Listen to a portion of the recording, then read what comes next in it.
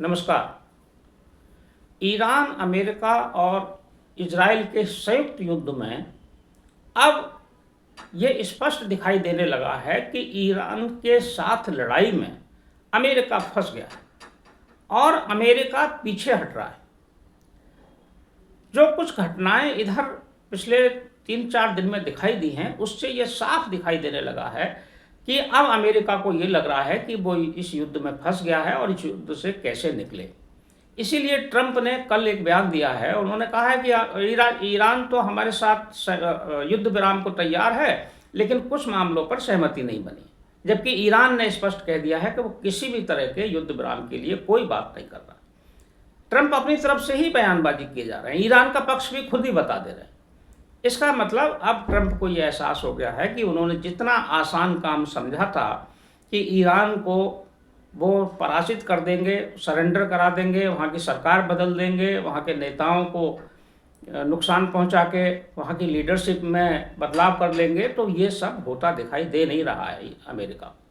और ईरान लगातार हमले कर, सबसे बड़ा जो महत्व का बिंदु है जिससे ये लग रहा है कि अमेरिका अब उतनी हिम्मत और उतने साहस के साथ ईरान के साथ नहीं लड़ रहा है, उसकी वजह यह है कि एक बयान ट्रंप की तरफ से और अमेरिका की तरफ से ये भी आया है कि ये जो हॉर्मुज स्ट्रेट है, हॉर्मुज जल डमरू मध्य का जो मार्ग है, जो ईरान और ओमान के बीच में एक बहुत सकरा, कुल 3.5 किलोमीटर चौड़ाई का ये जो रास्ता है पानी का, जल क्षेत्र का, जिसमें से बहुत सारे शिप निकलते हैं और खाड़ी देशों की तरफ से जो भी व्यापार होता है, जो भी तेल का आयात होता है या निर्यात होता है या अन्य वस्तुओं का आयात निर्यात होता है, वो सब इसी मार्ग से होता है।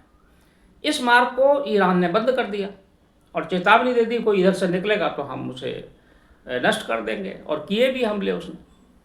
लेकिन शुरुआत में जब ये बात आई थी कि जल डमरू मध्य को इसे बंद कर देगा ईरान हॉर्मुज को, तो ट्रंप की तरफ चेतावनी आई थी, बोले हम उनको ऐसा नहीं करने देंगे और हम उनको एस्कॉर्ट देंगे। हमारे जहाज, ईरान की जो अमेरिका की जो नेवी है, जो सेना है, वो जहाज़ों को निकालेगी और उनका एस्कॉर्ट करेगी, उनको सुरक्षा प्रदान करेगी। लेकिन हुआ इसका बिल्कुल उल्टा। ईरान ने तो रोक दिया और नहीं निकलने दिए। केवल 2 जहाज निकल पाए हैं, वो भी भारत के। और ये भारत की कूटनीति है कि भारत ने बात करके अपने जहाज़ों को निकाल लिया है। लेकिन अभी 22 जहाज और बाकी हैं भारत के इधर आने के लिए। लेकिन अमेरिका ने कल ये कहा कि जल डमरू मध्य को ईरान ने बंद कर दिया है, हॉर्मुज स्ट्रेट को, तो उन देशों को जिनके जहाज यहाँ से निकलते हैं, अपनी नेवी को, अपनी सेना को, अपने जहाज़ों को सुरक्षा के लिए वहाँ तैनात करना चाहिए। मतलब जो अमेरिका ये कह रहा था कि हम अकेले ही सुरक्षा प्रदान कर देंगे और जहाज़ों को निकलवाएंगे, अब वो कह रहा है कि जो आसपास के अन्य देश हैं, ब्रिटेन है, जापान है, ये सारे देश भी अपने अपने सेना के जहाज़ों को वहाँ तैनात करें और सुरक्षा के लिए उस रास्ते को खोलने में मदद करें। यानी कि अमेरिका पीछे हट गया और अमेरिका ने ये दिखा दिया कि वो अकेले और अपने दम पर इस रास्ते को नहीं खोल सकता है। उसकी वजह साफ है कि ईरान ने वहाँ बारूदी सुरंगें बिछा दी हैं, पूरे जल क्षेत्र में बारूदी सुरंगों की उसने जाल बिछा दिया है। कोई भी जहाज़ निकलेगा तो वो उस बारूदी सुरंगों को रिमोट से नष्ट करके और जहाज़ों को उड़ा देगा।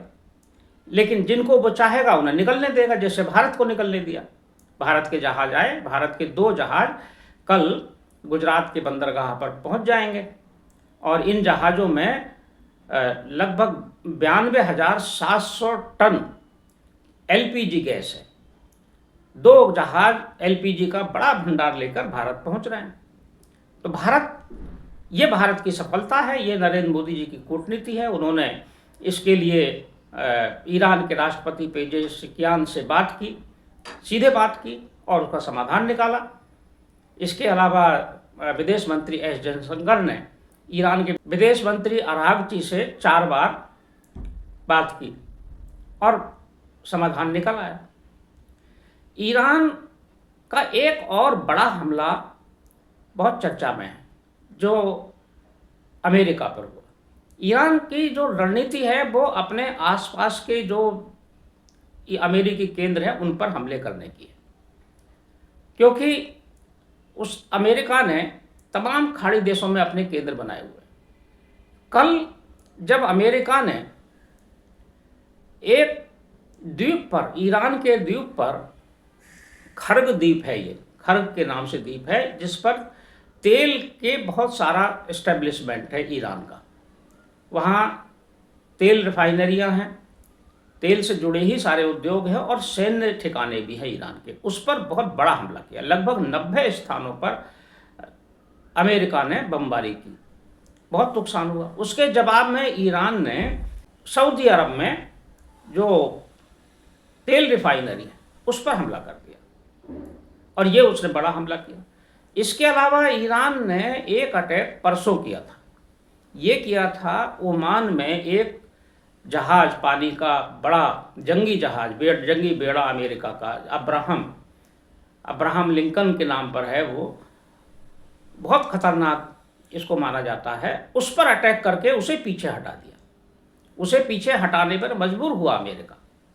यानी कि कुल मिलाकर अमेरिका जो ये दावा कर रहा था कि वो हफ्ते भर में ईरान को सरेंडर कर देगा, ईरान के सारी सैन्य ताकत को नष्ट करके वहाँ सरकार बदलवा देगा और परमाणु बम बनाने की उसकी क्षमता को नष्ट कर देगा, वो होता दिखाई दे नहीं रहा है।